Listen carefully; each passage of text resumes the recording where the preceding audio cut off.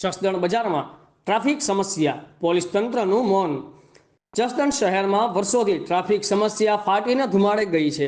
ખાસ કરીને જસદણની મેઇન બજારમાં 105 જેટલા ગામોના લોકો હટાણું કરવા માટે આવે છે। કોઈ પણ તહેવાર ઉપર તેમજ 365 દિવસ કોઈ ટ્રાફિક સમસ્યાનો હલ થઈ રહ્યો નથી। તેનું કારણ માત્ર ને માત્ર ટ્રાફિક સમસ્યાના જસદણની મેઇન બજારમાં કોઈ નિયમ જ લાગુ નથી તેવું લાગી રહ્યું છે। જુઓ તો કોઈ પણ દિવસમાં ટ્રાફિકવાળા વ્યક્તિઓ તમને કોઈ દિવસ જોવા મળતા નથી। તે માત્ર ને માત્ર પદાધિકારીઓનું ધ્યાન દોરે અને વહેલી તકે નિરાકરણ આવે તેવી લોકો દ્વારા માંગ ઉઠવા પામી છે।